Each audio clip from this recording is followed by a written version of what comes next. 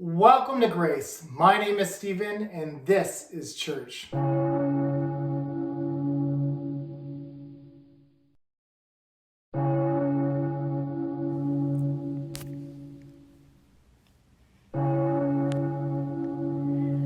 Luke 4:14-21.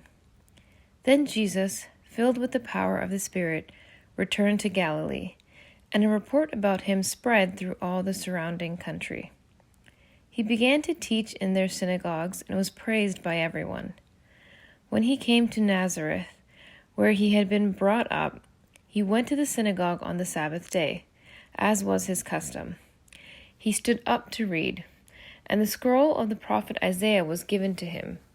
He unrolled the scroll and found the place where it was written, "The Spirit of the Lord is upon me, because he has anointed me to bring good news to the poor. He has sent me to proclaim release to the captives and recovery of sight to the blind, to let the oppressed go free, to proclaim the year of the Lord's favor." And he rolled up the scroll, gave it back to the attendant, and sat down. The eyes of all in the synagogue were fixed on him. Then he began to say to them, "Today this scripture has been fulfilled in your hearing."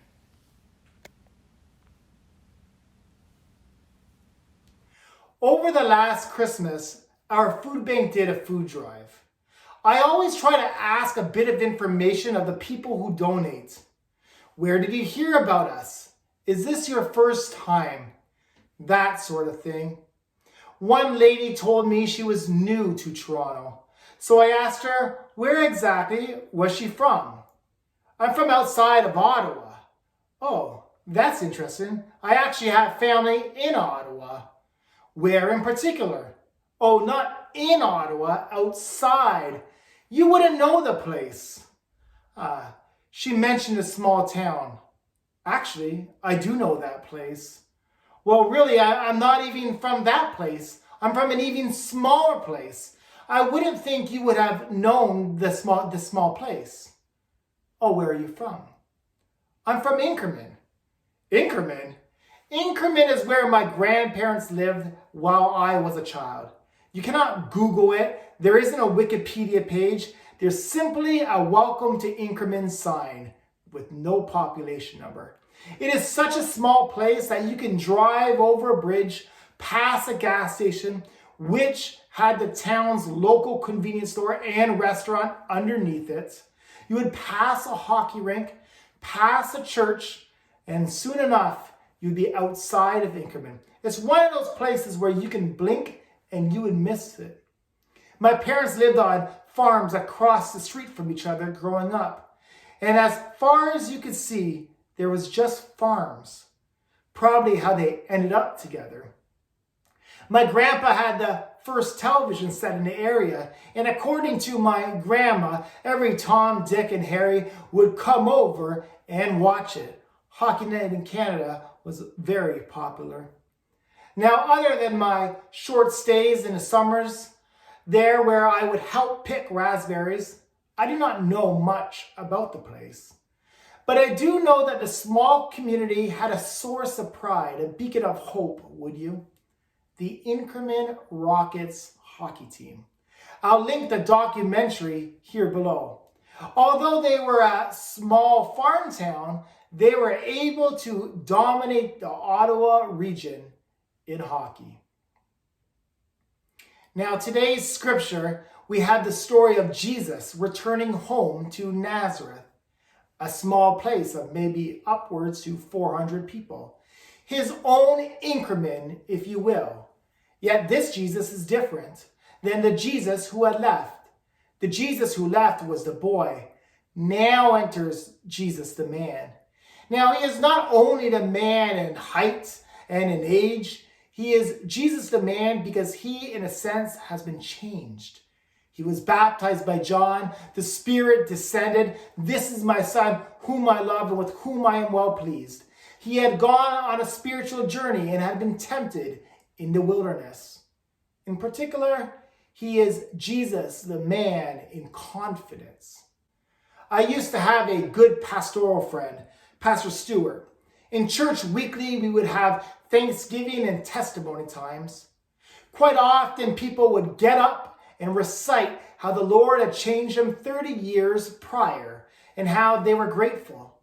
One Sunday, Stuart got up and in his message said something, and I am paraphrasing a bit because it was quite a while ago, but it changed the way I thought. He said something that went around something like this: salvation testimonies are great, but if we can't testify to what God has done in us in the last week or last month, then our faith is dead.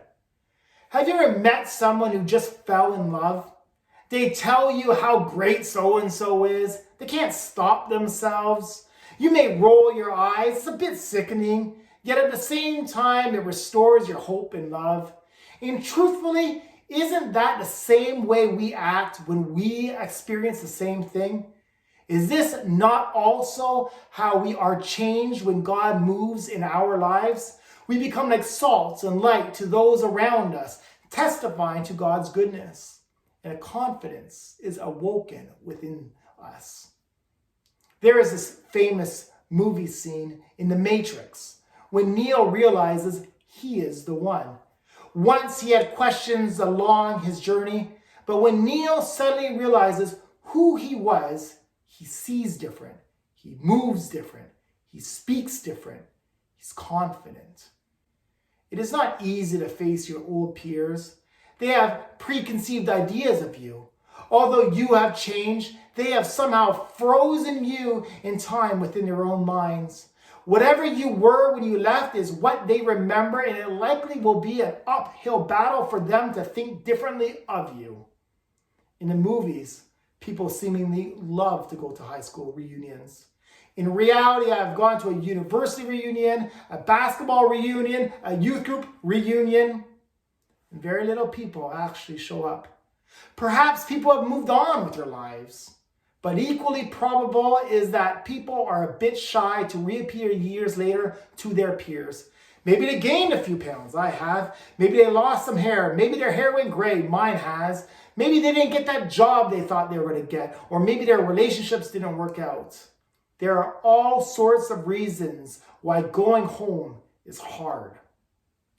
Either way, those that can't come are always curious to see others.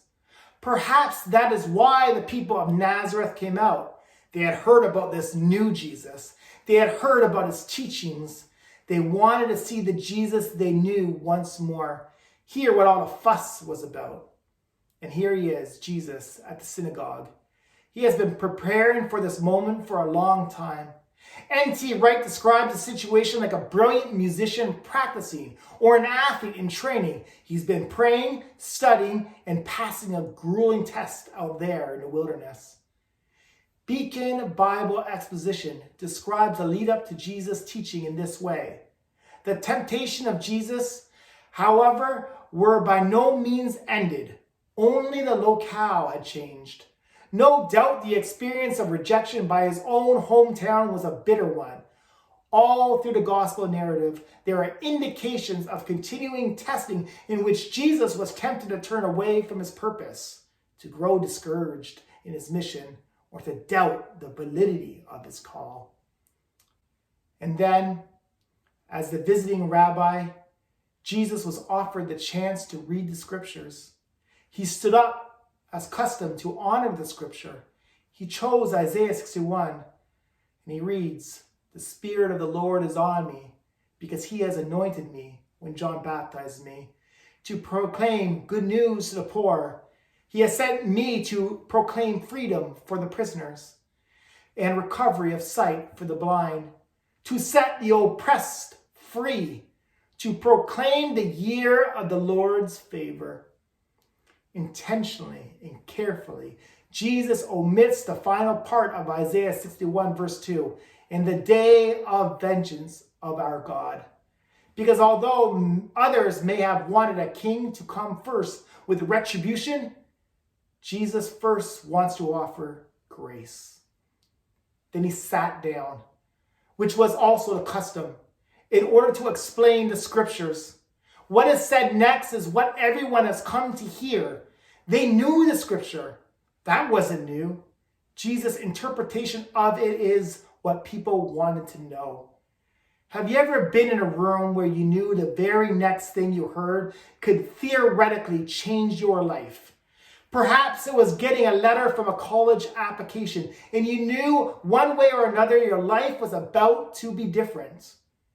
Maybe it was the announcement of who made the sports team at your school, and you patiently, but at the same time nervously, waited to hear if your name would be called.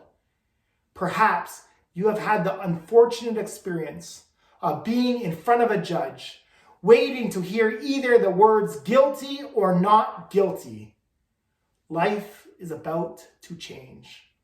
We describe scenes like this by saying you could hear a pin drop. But what was about to happen was in fact a mic drop. Today, the scripture is fulfilled in your hearing. Jesus is declaring he has come with grace. He has come for the poor. He has come for the sick. He has come for the oppressed. And who is he to say that he is capable of fulfilling these things? Well, he's Jesus. He is the one. He is the King. This is Grace. My name is Stephen, and this is church.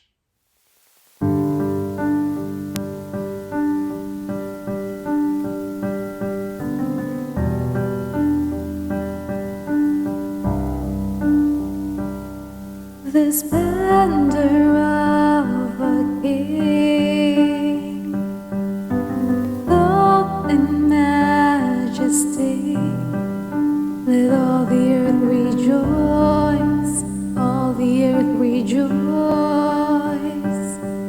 He wraps himself in light, and darkness tries to hide. Trembles at his voice, trembles at his voice.